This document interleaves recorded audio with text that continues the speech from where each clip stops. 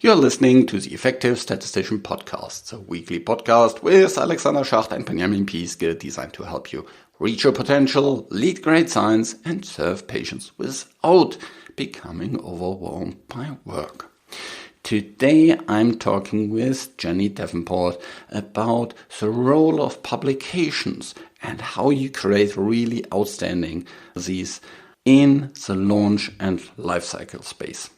So stay tuned, and now some music.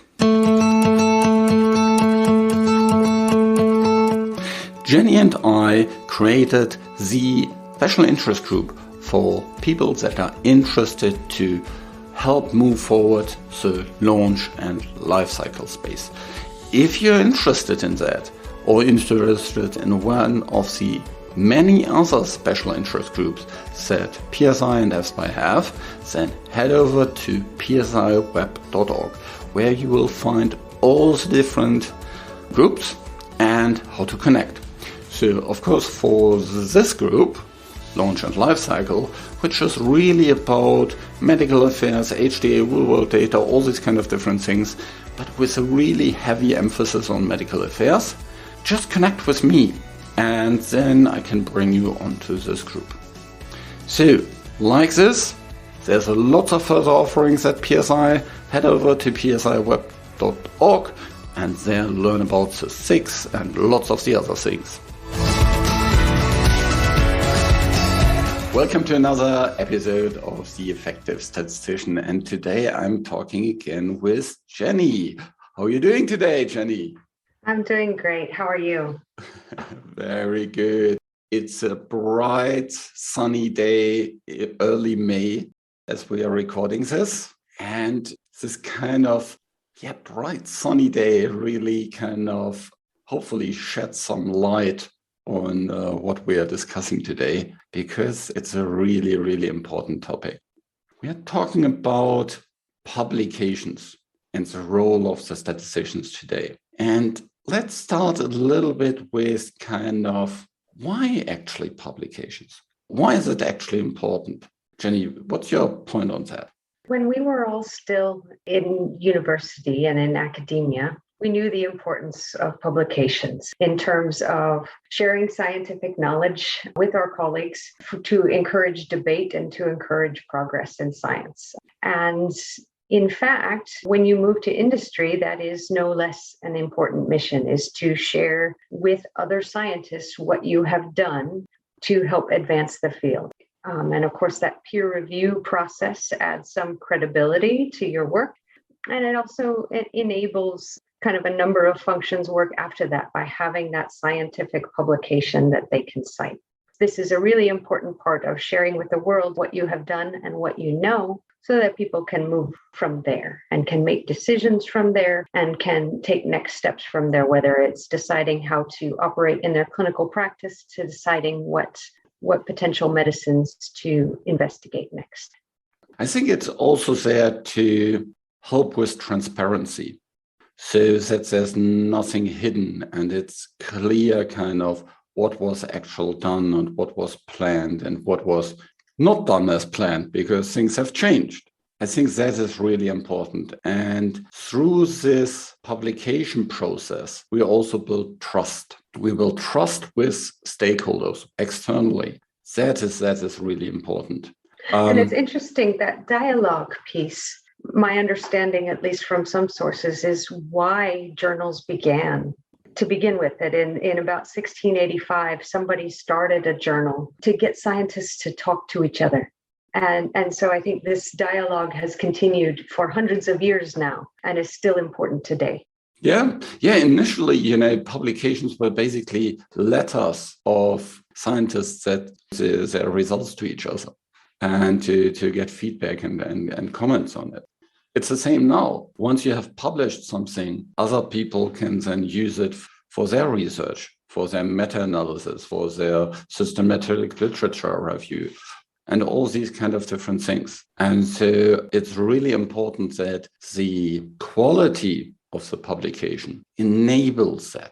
I find it so frustrating if I'm reading a publication And I think what's written in the stats part is actually not what's happening in the results part. Or when I'm reading it and I think like, was that pre-planned or was that post hoc? I'm not completely clear. It's also about good quality that drives this trust and transparency. Absolutely. And that makes for a brilliant transition into kind of what role the statistician can have on a publication. Because as you said, what was done in a study is just not only what the patients or the subjects were subjected to. It's not just the intervention, it's also what you measured, how you measured it, how you analyzed it, and how you report it. And all of that is critical to science because of the ability to replicate it, because of the ability to believe it. And so this is where I think the statistician's role can start in a publication. Do you agree? Completely agree. I think generally our function has a very high ethical standard. We don't want to twist things. We don't want to, put things in the wrong light. We want to be really transparent. And that is one of our strengths as a function, which really helps a lot. So I've interacted with lots of key opinion leaders. And when I introduce myself as a statistician, they generally trust me. Yeah, there's kind of a very, very different trust level compared to other functions within our industry. I'm not now naming them, but you can probably imagine who these are. And we need to satisfy this trust. We need to act on this trust that we have there. Unfortunately, of course, there's also a bad history where results weren't published, where there was selective publishing, where things got put on things. I think there's a role we can play to make it really credible. And of course, also make sure that all the different publications are consistent. So that in clinicaltrials.gov, there's the same numbers than in your publication. And the numbers that you have in your publications are the same as in your label and things like that. I've seen where there's actually discrepancies there, and that leads really to headaches. Yeah. Well, not just headaches, but, going back to the original point, this is where you establish trust with the scientific community because you're very transparent about what you did, what you measured, what you learned.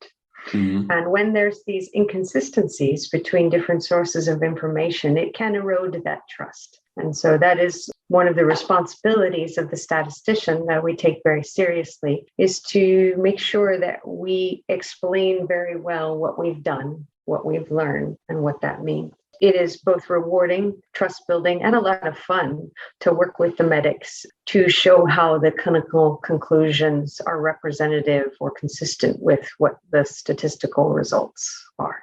So let's talk a little bit about, if we talk about publications, it's not just the peer-reviewed paper that ends up in hopefully a nice journal, but it's also all the other things that go around it. So it can also be an oral presentation at a conference, the corresponding abstracts, the corresponding posters, the original ones or the encore ones. And very often these all come as a bundle together. So I think very often the process is that you first, submit an abstract to a conference to hopefully get an oral presentation or potentially a poster. Only over time, the primary manuscript comes, and that corresponds to a couple of these different abstracts and posters and presentations. And all of these needs to be kind of in line. So I think one of the first role of the statistician here is to understand all these different publication types, and how they go along. What, if you think about, especially these secondary posters and abstracts, how do they, form together to finally go to a manuscript? Having posters is great, but of course they are really hard to find. So I think in the end, all important analysis should also come to a paper and not just stay in some abstracts and posters. That's an interesting topic. So when you finish, a groundbreaking study, it might go to a conference and a journal, either sequentially or in parallel. And those should, in theory, present the key results of the study and mainly the planned analyses of the study and their implications. And you want to get that out as quickly as possible for transparency, to inform the community, to get some feedback from the community. In addition, and maybe in parallel to getting approval of a new medication. But those secondary pieces provide a lot of answers to questions that would come up in clinical practice or would come up from other stakeholders who maybe aren't making those key decisions about, is this drug effective and therefore you can market it. But exactly how does this drug or this new medicine or this new device or this new surgical procedure fit into my practice? Which patients would most benefit from this? What is the risk-benefit profile more thoroughly? How should I administer this to the right patients? Can they take, what happens if they go on vacation and they miss some doses? What happens if they have a surgery and they miss some doses? All of these kinds of things kind of fit into the practice of medicine. And to the extent that we have data that we can analyze that would provide insights or answers to those questions, it's really nice to be transparent and provide that. Yeah, completely agree. And I often get then, the pushback of, well, this was not pre-specified and that is just exploratory, things like that, where I push back and say exactly what you said. Just because you as a sponsor haven't pre-specified something doesn't mean that it's not important for someone else. So if there is a certain kind of endpoint that maybe you haven't thought about, that is something that maybe you're not interested in, but maybe, someone, clinical physicians is interested in, or an HTA body is interested in. And so they might not care about what you pre-specified. They want to understand their questions. And at least what you observed, right? Yeah. So it's not about being, always having to make causal statements about the results. And we all understand notions of multiplicity and the importance of pre-specification to avoid bias. But the other side of the coin is being transparent about what you've observed. To be honest, reverse translation, which is coming into vogue again, is all based on unspecified post hoc analyses that have some fairly big implications. And kind of the same rules are going to apply to secondary publications of your observations as they would to reverse translation to look for new opportunities in science. You take a risk, but you also take a risk when you don't look. Yeah. Completely agree. Okay, let's dive into the individual publication. So when you think about the different parts of the paper, is the input only into the stats part, writing the sample size and kind of how it was analyzed, or is there more for the statistician? The savvy statistician will be a part of publication planning from the very beginning, because they need to provide input into when the data are going to be available, so they are not slaves to someone else's timeline. They might want to be a part of the discussions about the objectives of the publication, so they can weigh in on whether the objectives are consistent with or not consistent with the experiment or the data. And so I think this is a really nice way to collaborate with the other authors to make sure that we end up with a publication that everybody is satisfied, meets their goals, and also the scientific objectives of publication. Yeah, completely agree. The first step is publication planning. Or maybe that, of course, feeds into kind of the bigger picture of how you do overall is your compound strategy and communication planning, but we'll not go into these kind of things today. And you can, of course, also make suggestions to actually, support this claim or this strength of your compound. Let's do these publications. Or maybe there's a certain side effect that our drug has that the others don't have. Maybe we should have a publication on that. And how often does it actually occur? When does it occur? What is the outcome disease? How is it best managed? All these kind of different things. Yeah. And that's a really important point, is you can't fit everything into the primary manuscript or the primary publication. Yep. And there may be other important points that you do need to be transparent about or to provide additional context. And this is where these secondary publications play a critical role to clinical practice. Yeah. So be specific about what goes into a specific publication piece and what doesn't. Because even though there's online appendices and all kind of different things, you don't want a paper to be a data dump.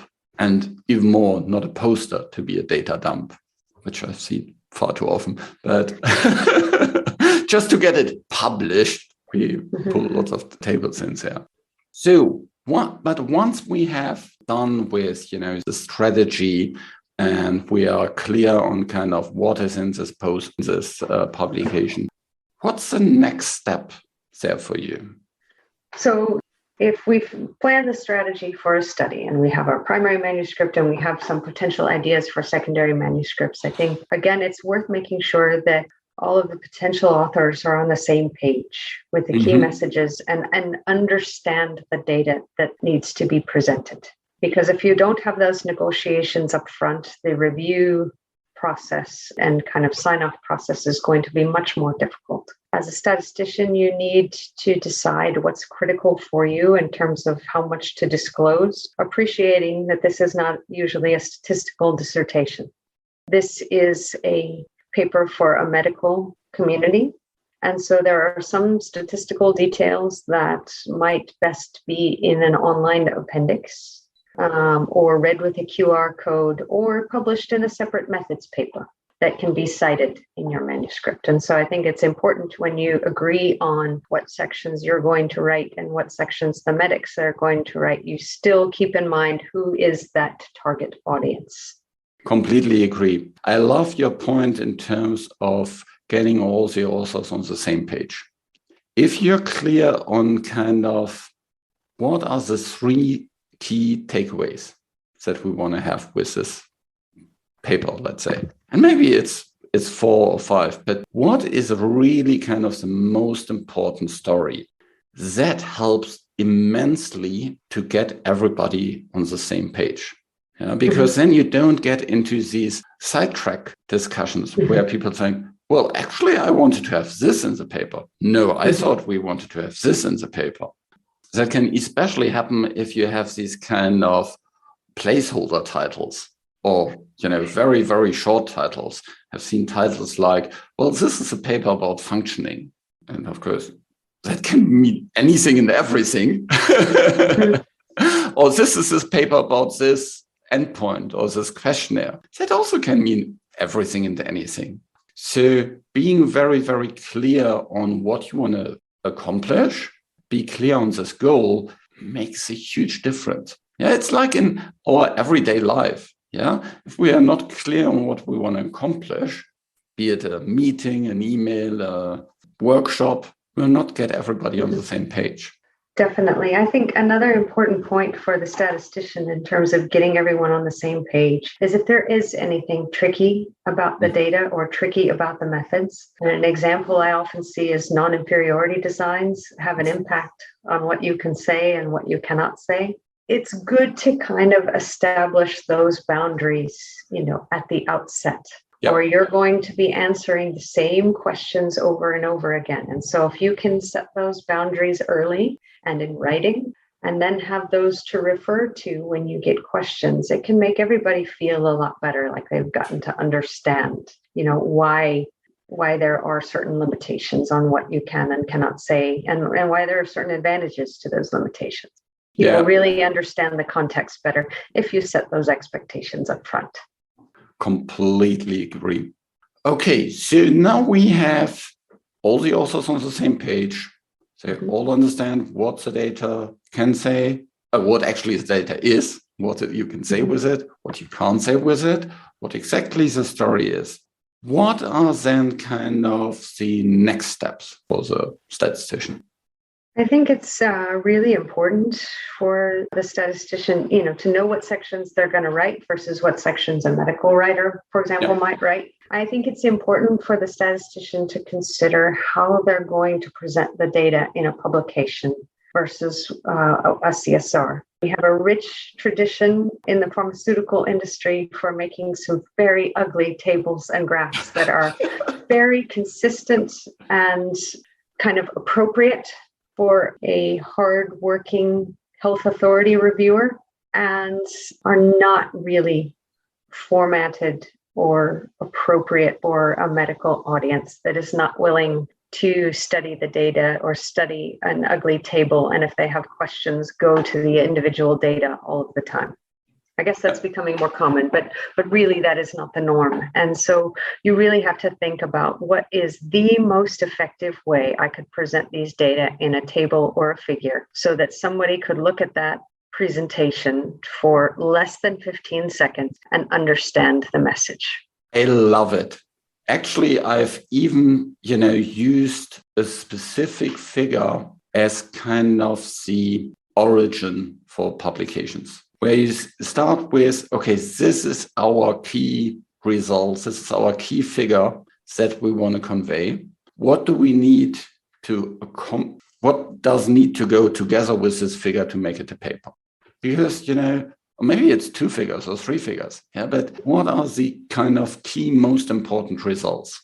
These figures will go a long way. They will be copied into presentations. They will be copied into training materials. They will be copied maybe into sales material and all kind of other things. Making sure that you communicate your data effectively is really, really important.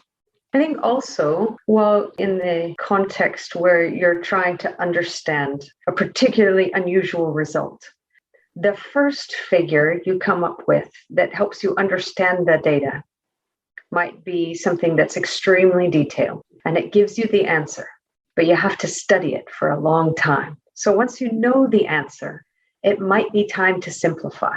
And of course, we as busy statisticians might not appreciate the idea of iterating on the presentation of data. But we have to remember the intent here. We are not just producing results. We are communicating them so that they can be used in evidence-based medicine. You know what kind of picture comes just to my mind is a picture of cooking. You can have all the ingredients there. You can have the fresh vegetables, great meat and all the different things. But if you don't spend time on putting them into the right format, they will not taste. And it's the same here. You can have all the evidence, all these kind of different things in there. But if you don't spend time to format them appropriately, the readers, the listeners, the viewers will not appreciate it. We'll just think like, this is crap. Definitely. And I think, again, alluding to what we discussed a few minutes ago, one size does not fit all. Yeah. That's tough. But we do have to remember the difference between, for example, that primary audience for health authority decisions, for example, is very different from different types of subsequent recipients of that research. And we need to make sure that it is accessible to those people as well. Yeah. And it also depends on the channel. So a figure that you show on stage and where a key opinion leader presents to and talks to is a very different figure to a figure that you put in a paper where people can spend 15 minutes if they like to look at it. And it's yet different to a figure that is put on a poster. Absolutely. And posters are a fun topic because if you've ever walked the poster room at a conference, you know that you have less than 30 seconds to get someone's attention, probably less than that. Yeah. And if they don't understand it at that first glance, and if you don't get them at that first glance, you're not gonna, and they're gonna move to the next poster. So it's really important to be clear, especially in that context of a poster. And of course, there is life for that research after the poster. But the whole point of presenting that poster is to start a dialogue, right? Yeah. As with any publication, it's to start a dialogue. And so you want people to want to have that dialogue. Yeah, very good. I also really love to kind of start with the results part. And then once that is kind of clear, Then I actually can write the methods section and include everything there, kind of what is pre-planned, what was post hoc. And if there's not enough space, we'll put it all, as you said, in electronic appendix. And then there's these interesting sections, the introduction and the discussion. What do you think about these? It's really interesting. So the writing of those sections is almost always handed over to a medic, and a statistician may think, oh, that's not my department. But of course it is. It is your department because the introduction, of course, sets up the context for the analyses that are to be done. You know, it sets up the objective of that particular piece. And obviously then the conclusions really should align between the clinician and the statistical results. And so that is not the time to disengage. That is definitely the time to re-engage and collaborate and have, if necessary, a healthy debate. Yeah, completely agree. It's about kind of, for the introduction, for example, you want to state, why is that important? What evidence is out there? What does this evidence tell us? What doesn't it tell us? And there you can be the translator of this evidence and the curator of this evidence for the rest of the team. Of course, it's a collaboration, but you can play a role there. And for sure, in the discussion part, you want to make sure that the conclusions are not overstated and also not understated, that there's a good discussion about the strengths and the limitations. How does it, look in comparison to what is published out there? Why is your study different to a study that was done by another company, for example? And does that explain potentially certain things? If there's differences, do they, bias things in one direction or the other direction? All of these kind of things, these are really, really important things you can put into the discussion part. Absolutely. And, again, depending on the statistician's level of involvement in that therapeutic area or in that study, they may not know all of the literature, and it's important to ask. I understand that we can't read everything all the time, but it's important then to ask your collaborators those critical questions. Is what we found consistent with what others are finding? How are our conclusions different? I've even had the scenario where I found out that one of my co-authors had a similar publication on a similar data set, found similar things, but made an opposite conclusion. And that made for a very lively discussion, both among his peers and among the team they're publishing with him, to really understand, what is this going to say to the community and how can we explain this in the discussion section in a way that is thought-provoking and credible. Yeah, and of course, one of the other things that is really important here, if you write this conclusion setting, having the right wording is really hard. And it always be kind of a negotiation, a fine-tuning. And don't put yourself in the situation where you're just saying the naysayer and just saying, no, we can't write this. We can't write this. Suggest how you could write it. Absolutely. Be proactive, be helpful. That will help you to be much more trustworthy as a collaborator. And that will make things so much easier for everybody, including you. Definitely. And again, it helps to build that trust and that relationship with the key opinion leaders so that they're always glad to see you and work with you on a project. And that makes such a difference. It helps you as a professional. It helps your company to have this reputation of, oh, there's somebody that I really trust that's working on this. So It's good all around. Okay. So once the overall paper is done, what do you do then? My kind of experience is that it is quite helpful to give it to a colleague internally first. That basically to a stats colleague that reads through it and puts on the reviewer perspective. Is that something, would I trust it? Is there everything in it? Because my experience is once you have worked on a paper for quite a long time, you get a little bit blind. And so I always kind of felt like getting feedback from another statistician is really, really helpful. Absolutely. There are different processes at different institutions for how that works. But I would say definitely internal peer review helps make sure that if there are differences in interpretation, those are surfaced and considered prior to sending them to a journal. The editor of the journal or the reviewers may have the same comments. And so it's really nice to have at least considered them previously, because then you can turn around on those questions from an editor or from a reviewer much faster. It always helps to have a second pair of eyes to say, I don't see it that way. Or, oh, wow, that's a really good point. But having both those kinds of feedback is really helpful before submitting to a journal. And I hope that's a part of the tradition everywhere. Yeah. The other thing is when you QC things and you want to QC the number, I really love when every number, when it's put in, or every figure that is put in, directly comes with a comment that gives you the link to where this was taken from. Because it's so kind of nasty if you need to go through a paper in the end and you think like, this number, is that really correct? Where's it coming from? Was it the right analysis? Was it the right kind of subgroup? Was it the right kind of, data cut? Yeah, all these kind of different things. Have some kind of good QC process that helps with these kind of transparencies.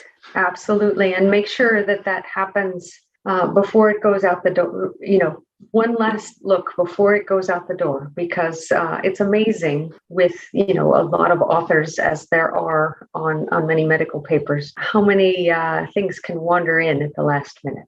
And so it's really good to have one final check of the little details to make sure that they match outputs. Yeah, that is actually kind of an art to manage lots of co-authors, especially key opinion leaders. My experience there is that if you have for each publication, one key opinion leader that takes the lead and that is agreed up front by all the co-authors, and they are happy that Mr. X is the first author potentially, and in the end, all the comments ball stops with him, and he makes a final call. Because you really don't want to get into discussions where there's 3 or 4 kind of authors that have conflicting view, and they kind of send their comments backwards and forwards by email, and you are there in the end to kind of decide, what actually do I write now? Yeah.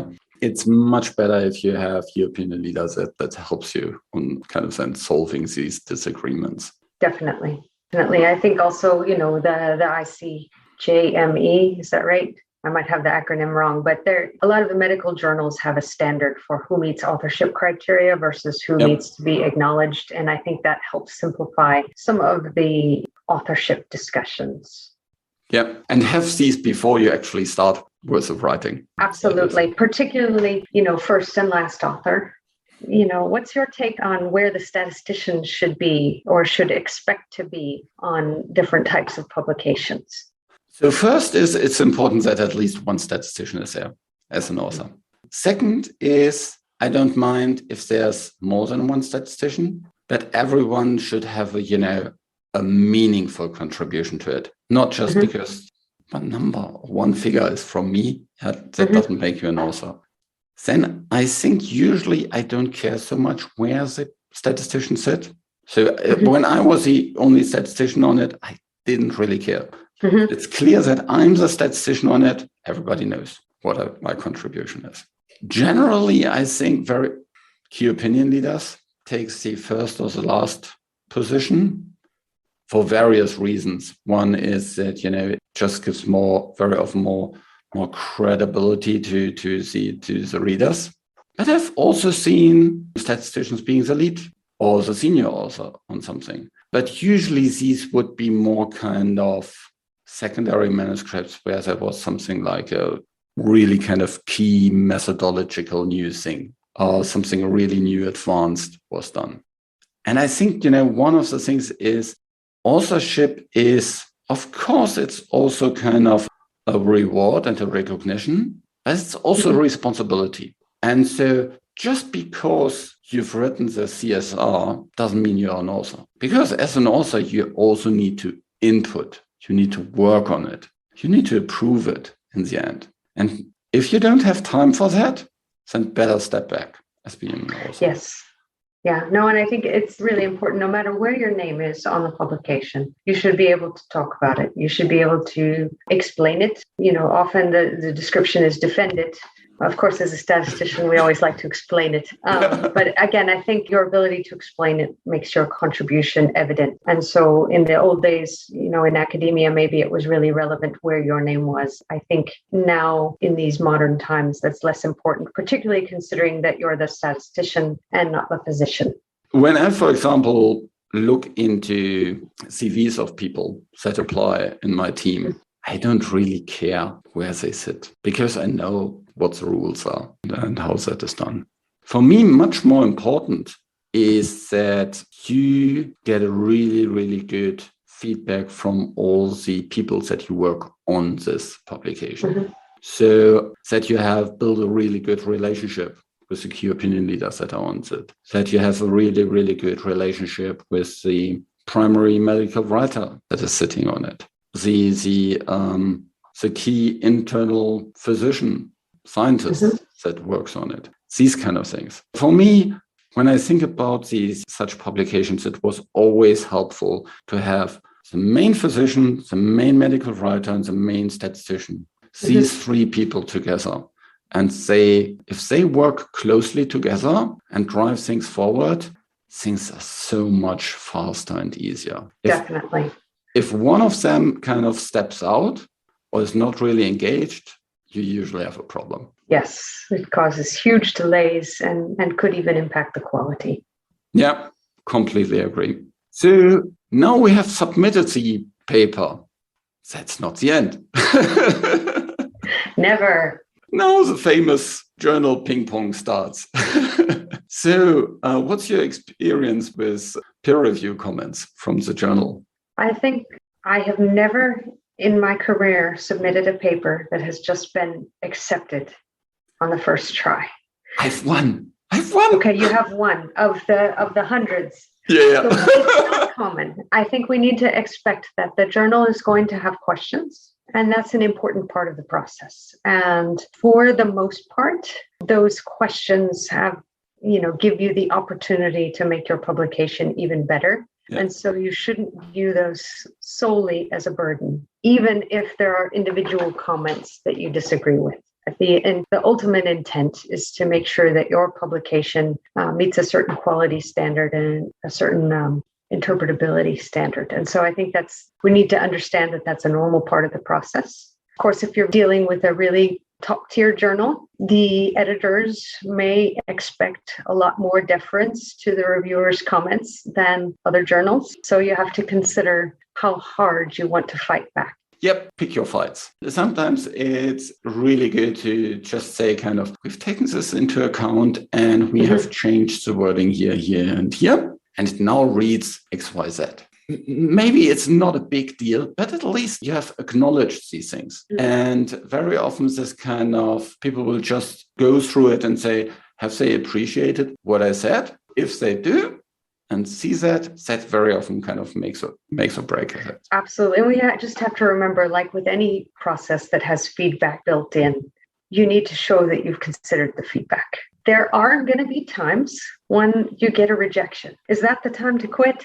No. No, it's not. Often that means it's time to try another journal, that you didn't have your target audience just right. If this is the message that you wanted to convey, maybe that journal wasn't the right journal. For example, it is less common to have secondary publications, based on post hoc analyses up here in JAMA or New England. Yep. There are certain journals that just aren't that excited about secondary data. And that's okay, because as we've discussed, the intent of those publications is to add additional context and transparency, and your readers may follow you to another journal, and that's fine. Yeah, and be prepared for that. When I was doing a lot of publications, we always had a first and a second journal already defined, which is our first target, which is our second, because for the first ones, you always try to aim high. And so there's always pretty big chance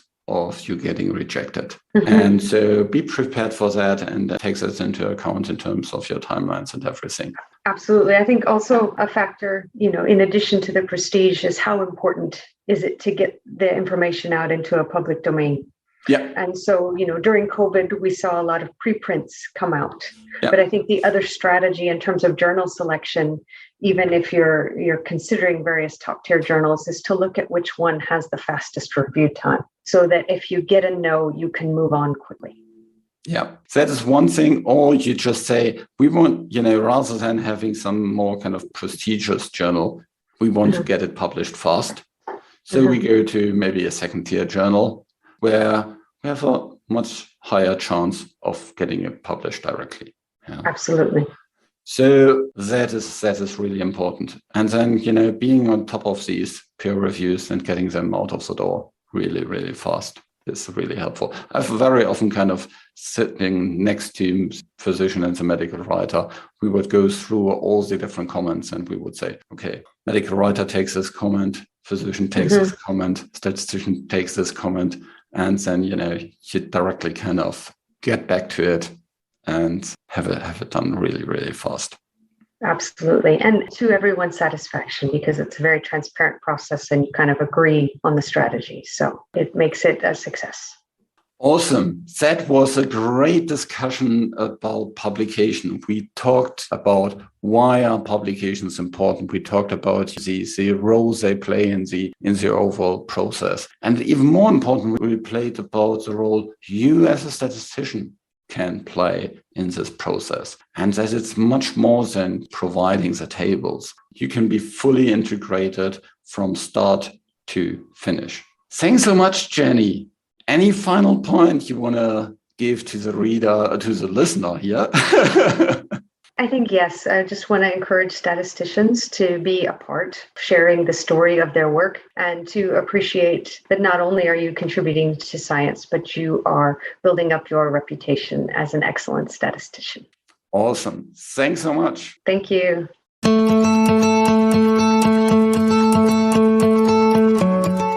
So, if you want to learn more about publications, if you want to learn more about the launch and lifecycle SIG, then just connect with me and let me know that you're interested. The show was created in association with PSI. Thanks to Rain and Casey who helped with the show in the background, and thank you for listening. Reach your potential, lead great science, and serve patients. Just be an effective statistician.